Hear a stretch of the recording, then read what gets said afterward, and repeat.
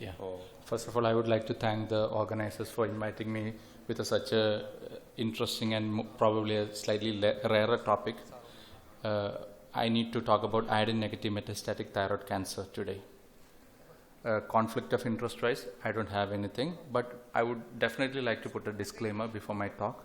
I have prepared this presentation considering MBBS and MD medicine audience. I'm sorry if this presentation doesn't fit to the experts in this field who are present here. So in case you really want to know about the thyroid cancer and the core part of it, you are actually invited to our PACE masterclass, which is on 28th and 29th of September at Cochin with the bigger speakers of thyroid cancers like Dr. Turtle from New York and Dr. Kate Newbold from London are talking on thyroid cancer. So if you really are interested in the highly detailed knowledge about thyroid cancer, I think this would be a good opportunity. You can save the dates for that. But anyway, I thought of talking mainly to the basic audience that's in this scenario. So thyroid cancer, it occupies around 3.1% of all cancers that are diagnosed, of which 75% occurs in women, and that too 66% between the ages 20 and 55. That is the most productive age group. One thing of worry to a lot of people was that thyroid cancer is probably the fastest growing cancer among men and women, both men and women. But later on it was found out that it's actually because of the earlier detection of the smaller tumors, and it's not actually the increase in incidence of thyroid cancer, but more cancers getting detected. When you think of the pathology of thyroid cancer also, thyroid is not just consisting of one single thyroid follicular cells. There is the thyroid follicular cell which takes up iodine and makes the thyroid hormone, but there is also the C cells which we know produces calcitonin and is important in the calcium metabolism. So when you look at the thyroid cancer also, it is not always arising from the same cell. Medullary thyroid carcinoma, which is 4% of all the thyroid cancers, arise from the C cells. The rest 96% come from the follicular cells, of which the mammoth part is papillary thyroid cancer, which is 84% of all the thyroid cancers. Even when you look at papillary thyroid cancer, it's not a single entity. There is tall cell variant, follicular variant, infiltrative, and then encapsulated variant, and the classic variant, and microcarcinomas there. And there has been a difference in classification in that you can see that the 17% of the tumor, which was earlier classified as papillary malignancy of a follicular variant encapsulated, has now been reclassified as a non-invasive neoplasm with papillary projections, which as a benign tumor. So what we were thinking as a cancer earlier, 17% of this has been happily downgraded to a benign tumor. And now a molecular genetics and the role in the histopathology and the treatment is also catching up in the thyroid, with a lot of mutation related variants have been recognized, which is therapeutically applicable also. But from the classic scenario, when you look at cancer, usually it's a swelling that is seen by the patient.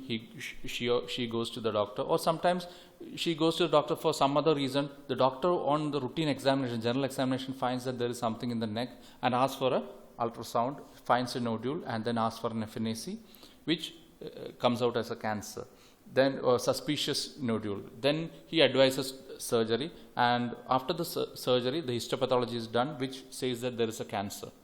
Once a cancer is diagnosed, it's often referred to a nuclear physician who gives a radioactive iodine, and then finally it is cured. That is a common case scenario with thyroid cancer. The radioactive surgery followed by radioactive iodine is so curative in thyroid cancer that we often think of thyroid cancer as a curable cancer and one of the most satisfying cancers to treat.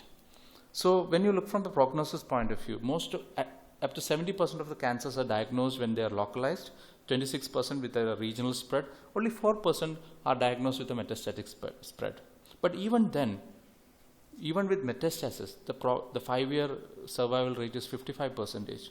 And with a localized disease, we have a 99.9% survival. That's practically 100%, isn't it? So overall survival rate is 99%, and all of it is just because of one treatment modality after surgery, that is the radioactive iodine. So radioactive iodine, having a treatment like radioactive iodine, is the best thing that has happened to thyroid and thyroid cancer. How is thyroid and iodine related? We know that iodine is a very important element that we require for our body, and it's required for the production of thyroid hormone. How? The iodine that is we eat comes to the bloodstream. It's taken up predominantly or preferentially, or the majority part of it is taken by the thyroid follicular cell through the sodium iodine symport mechanism, and then it's incorporated into the thyroglobulin to form the thyroid hormone, and that's how the iodine is incorporated in the thyroid. So when you think of, I was talking that thyroid hormone, cancer and iodine as an important therapeutic modality. But one thing we should then also understand is that as with all malignancies, as the malignancy becomes less differentiated, the functional capacity of the cell comes down. So even though when I say that iodine is a treatment option of thyroid cancer, we should understand that compared to the normal thyroid cell, the malignant cell takes up less iodine and is often seen on an iodine scan as a cold nodule. As a dictum, we usually say that if it's a hot nodule on an iodine scan, it is not malignant. So a malignant thyroid nodule is often cold, but despite that, when the normal tissue along with the malignant tissue is removed by thyroidectomy, then when you give a high dose radioactive iodine, even the local remnants of the normal tissue and also the metastasis and other whatever remains in the body and the malignant cells take up and gives a good picture of what remains in the body. That is a full body radioiodine scan that you have. So in a normal case of thyroid cancer follow-up, what do? We measure the thyroglobulin with the anti-thyroglobulin antibody, and if you have a suppressed TG level, thyroglobulin level less than 1 and a stimulated thyroglobulin level less than 10, we are happy. We say that the amount of the thyroglobulin is low, so the thyroid cancer is less likely. Thyroid globulin is not we often use it as a tumor marker, but it's not a tumor marker. It is actually indicative of the amount of thyroid tissue that is remaining. Here the whole of thyroid is removed, so whatever remains, we presume that is the remnant that is left behind after the surgery along with the malignant tissue. So if the thyroglobulin level goes on increasing in the further follow-up, that we presume that it is the malignant tissue that is proliferating further, and indirectly it acts as a tumor marker. But if the thyroglobulin is high, like a stimulated TG value more than 10, then that's a matter of worry. Then what you do is to go for ultrasound scan in the neck to see whether there is any remnant tissue or whether there is any lymph node which is involved, whether there is a pathologic lymph node or the malignant tissue that is remaining, or you go for the radioactive iodine scan. Here the problem that is being put to us to discuss today is that this major modality is not working. The iodine is not taken up by the malignant tissue. So what to do further? That's a difficult scenario, because all the things that we think about, the prognosis, the survival, everything depends on the curative aspect of radioactive iodine, and here it is not working. That is radioactive iodine resistant differential thyroid carcinoma. What is it by definition? Sometimes the malignant tissue does not concentrate. By itself, as an inherent property, that tissue is not taking up iodine. That is one scenario. Sometimes the tumor loses its capacity to concentrate iodine after a really radioiodine avid disease. So third scenario is some of the cells get concentrated iodine, some of them get concentrated iodine, the others don't. That is the third scenario. And the fourth scenario is that you get a positive radioiodine scan, but despite giving adequate dosage of radioactive iodine repeatedly, you don't get an adequate response, that the tumor progresses further each time. So that is the 4 variants or subtypifying of radioactive iodine resistant tumors. So what are the reasons? So one is primary, which I said is that due to the lack of sodium iodine symport mRNA expression by the tumor cells, or sometimes these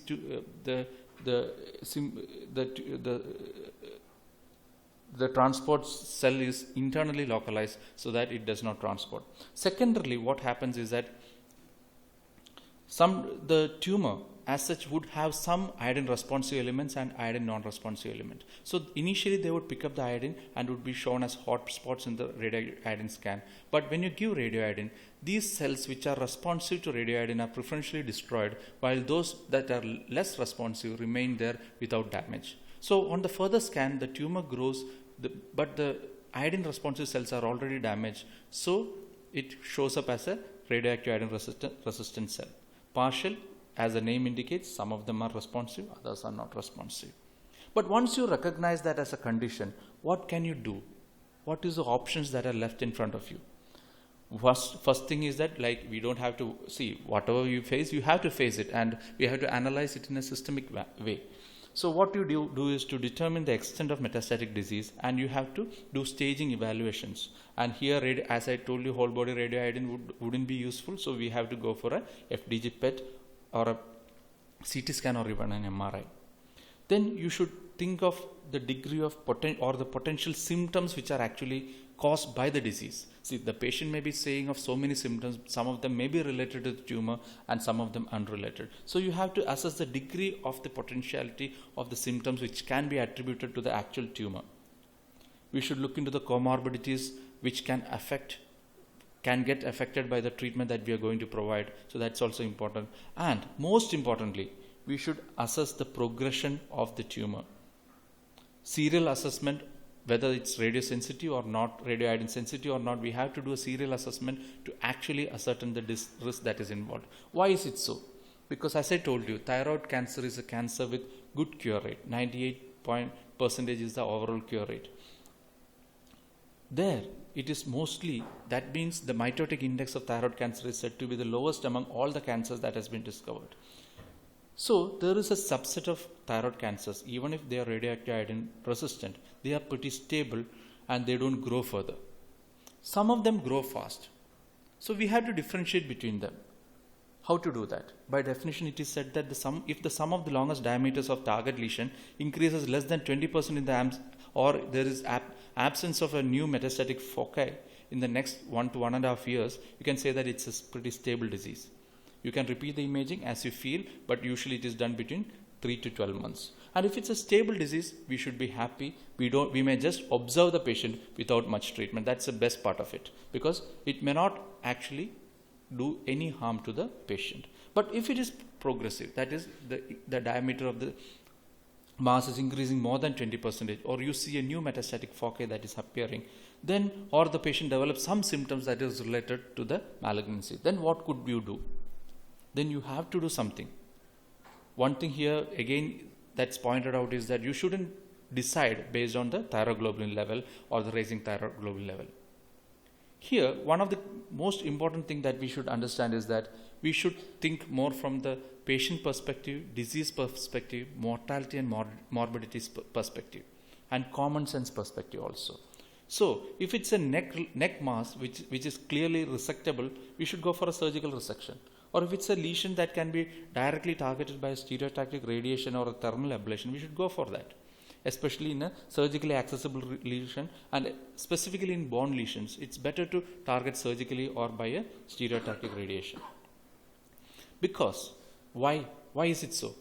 I have been given a topic and I have talked for 10-15 minutes, but I didn't mention anything about the treatment of this radio-resistant thyroid cancer. Why? Because there is no drug which has actually shown a dramatic response in this scenario. And also, the evidence base is poor because you don't get that as a very frequent condition, and experience is scarce.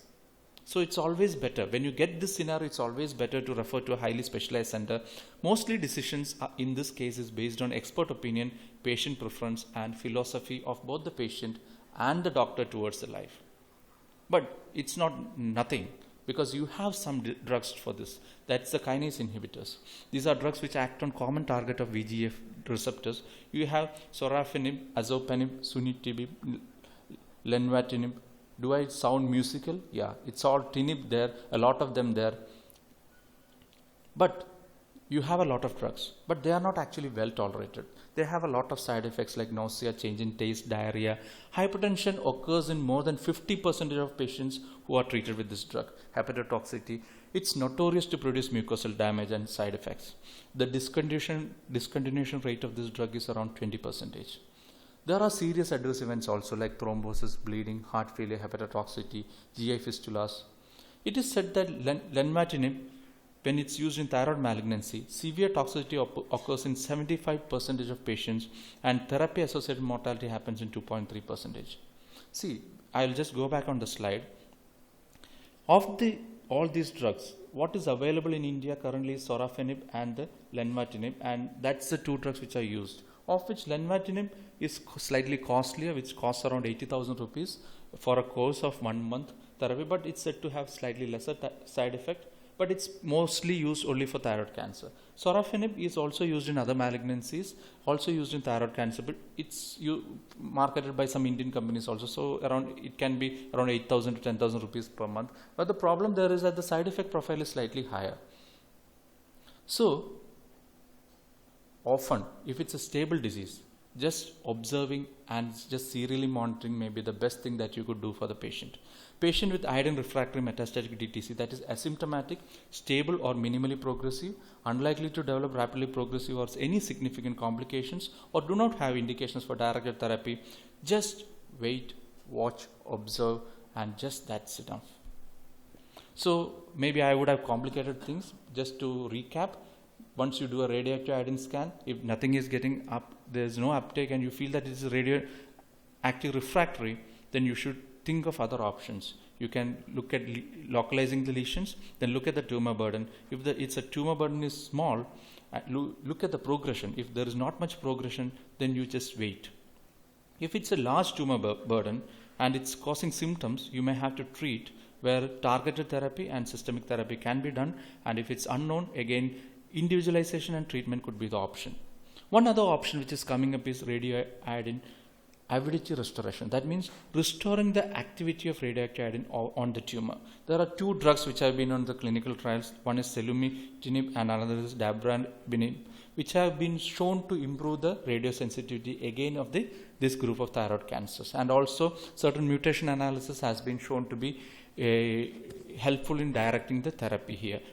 So that's a complex scenario. So I will just put some case scenarios here. A 34-year-old person with multiple RA negative lung mets. TG level is doubled from 3.3 to 8.2 in 6 months, but he is asymptomatic. What do you think should be the treatment? How many of you think higher radioiodine dose should be given? Kinase inhibitors, anybody? See, one thing I can tell you, even when you ask experts, there won't be any single answer to this. Why? Because it's, as I told you, there is no evidence, the experience is scarce, and finally it's mostly common sense and whatever expert opinion that you have. Would you go for local irradiation, or would you just observe the TG further with the radiographic monitoring? What would you prefer? D. Yes, exactly. Because see, 3.3 to 8.2 is not a big elevation, and also he is asymptomatic. Yeah, he is young, that is true. But the load, the tumor load doesn't seem to be that much. So we can just wait and watch and monitor. Just another case scenario of 34-year-old person with same 34-year but multiple RI negative bone mets with significant growth in radiological follow-up with a local bone pain. What would you do? Higher dose radioactive iodine, kinase inhibitors, local radiation. Observe TV further because it's just going up, but we can just further observe with radiological monitoring. Surgical treatment of painful lesion, zoledronic acid or denosumab. See, yeah, as I told you, it again, I have just given a 2-sentence history that's not sufficient enough. It depends on a lot of factors. The local bone pain, is it actually the tumor that is producing, or is it the osteoporosis, or is it a fracture that's happening there? Sometimes the local therapy for the fracture may be that's enough. Sometimes zoledronic acid may be enough to relieve the pain. It may not be the malignant tumor that actually is producing. Sometimes radiation may be required. Sometimes anyway, kinase inhibitors is not required because especially for bone lesions, that is not much effective. Zoledronic acid may be all that is sufficient. Another patient with 64 years with multiple RA negative lung mets, complaints of breathlessness, oxygen saturation is low, and there is no evidence of infection. Here you may have to give because it's an absolute emergency where there is no other source of sin, but probably the malignancy is producing symptoms, and you may have to give kinase inhibitors. Another 64-year-old but multiple neck nodes, RI negative, TG is elevating rapidly, is asymptomatic. Then what you can do is you can do a surgical excision of the tumor as it's located in the neck. But if he has multiple other FDG positive lesions all over the body, probably he is a candidate for kinase inhibitors. But if he has history of diverticulitis, liver disease or CAD, then you should think of the comorbidities as a more important risk, and you may not give kinase inhibitors. And if it's having poor nutrition status also, you may have to avoid it. So key points is that it's a difficult to treat scenario. There are few drugs which may be useful, but with a lot of side effects, so you have to be cautious in using it. And there are some futuristic therapy that is coming up. And again, if you want, you can have this class of 28th and 29th of September, differentiated thyroid cancer, with world experts coming over to Cochin. We'll in a webinar scenario to discuss it. Thank you very much.